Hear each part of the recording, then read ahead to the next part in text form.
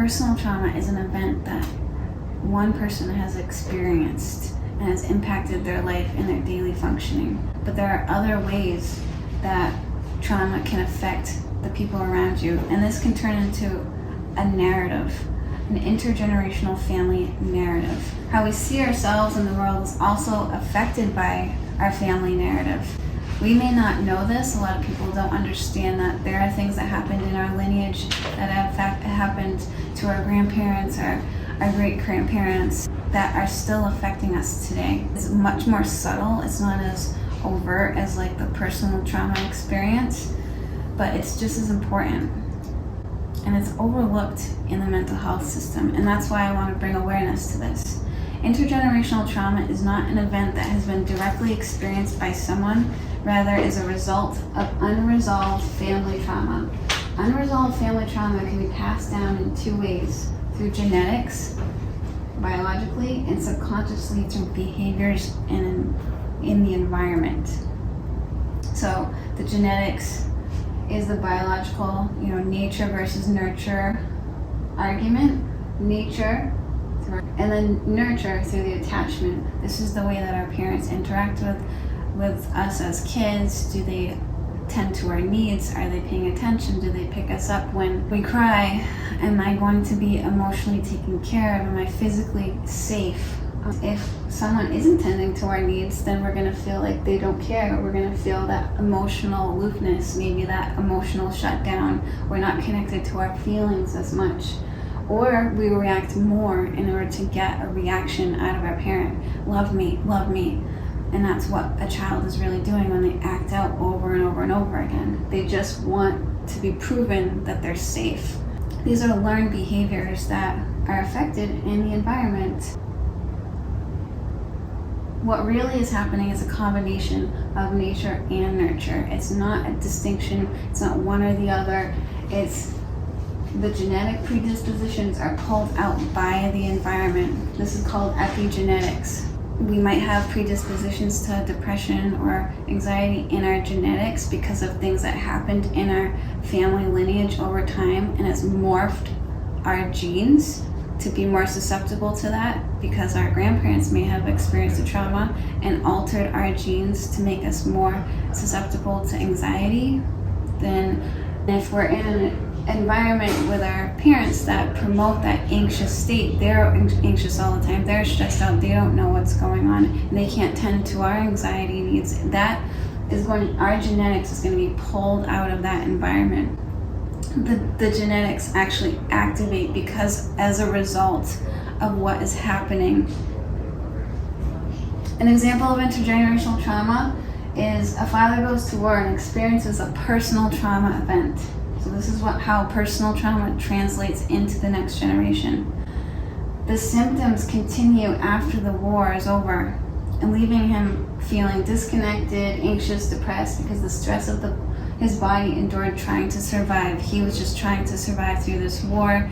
It was not about thinking creatively or thinking about his future or it's just about in the moment trying to survive, and his body is in that constant state of panic. He comes home and then tries to bond with his child and reintegrate back into a family where they're not in survival mode, but he still remains in that mentality, and he's still in his trauma. This transfers onto his little daughter. The lack of connection between her and her dad, because he's in this survival mode and can't actually attune to her needs, may invalidate her and make her feel unloved. And I'm not saying this happens all the time, but this is just an example of what could occur. So then this little girl starts to create an internal story that something's wrong with her. Something happened that her dad doesn't love her anymore. He went away, and then the love for her has somehow diminished. She carries this on to being an adult, and she learns that the attachment is a normal attachment of shutting down, that her feelings aren't going to be tended to, they're going to be dismissed, or she isn't going to be able to express herself in a way that a parent or a relationship will provide her needs. So this could promote her brain to wire in a way that is accustomed to feeling sad, depressed, and she may choose relationships that are more distant. Shutting down could also be the template she teaches her kids in the future. So because her father wasn't able to provide that emotional attunement because he was preoccupied with his own trauma, it is transferred onto a message that she is feeling neglected emotionally, and then that's the new standard, and it actually rewires the brain and genetics. So this is how it just gets passed down from one person to the next, and then it becomes a normal situation where the family just doesn't talk about feelings, or we're not like an emotional family, or we just talk about surface level things, or we don't know what we're feeling. A lot of people don't actually know what they're feeling in the moment, and that just becomes the normal standard, when really that's a very unhealthy way of living. So that example shows that a lot of kids have these mental health symptoms, but we don't know where it comes from. Oh, they have anxiety. Oh, they have depression. But it actually comes from a lineage of patterns of behavior and genetics that have been altered by trauma. And that's the piece that's missed. And when people don't actually say that to a child, the child internalizes that something's wrong. They go to a psychiatrist or a therapist, and then the therapist says, oh, your child has depression, your child has ADHD. And it puts the blame on the child, and the kids feel like there's something wrong with them because there's no clear trauma incident. Nothing has actually happened to the child, but they're carrying the symptoms of what their parents, grandparents, great-grandparents have gone through, and there's no explanation for how they feel.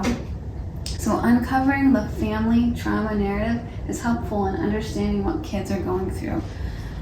It ultimately looks like ADHD, substance use, behavioral outbursts, depression, anxiety, and if we just label kids with these disorders, we're missing the whole piece of what the whole story is actually happening. If we label kids with these disorders, then we're placing the blame on them instead of uncovering the whole truth of what's happening. If we place the blame on them, then they're going to carry this identity into adulthood. So it's my depression, it's my anxiety, and then it becomes like a state of learned helplessness. They don't feel like they can actually take charge of what is happening because they've internalized that something's wrong with them, and this is just the way it is. Intergenerational trauma is the most prevalent thing that I see in my therapy practice. It's something that isn't talked about in the mental health field. Diagnosing kids with disorders has warped the mental health field into placing the focus on fixing the child instead of the family narrative. And how are we gonna unravel this? The education is just a piece of what we can do, and the mission that in me and my partner's organization, Realize Truth, is a trauma mission where, based off this trauma information, we're aiming to provide this education and then work with people through these experiences of life to uncover what they really feel, to feel that emotional attunement, to have a community connection where they are heard, they are loved, they are supported, because that's what people really want. And if you haven't gotten that through your family, there are other ways and other avenues where you can get that. And that really goes back to what people in other cultures promote. It goes back to indigenous practices before colonization, that we're a community that heals together. And that's what we want to provide. So I want to thank everybody for listening to this presentation. If there's any questions, please feel free to put it in the link below. Thanks so much. Thanks, Rajah, for the great explanation of trauma education, and I hope to see you guys soon.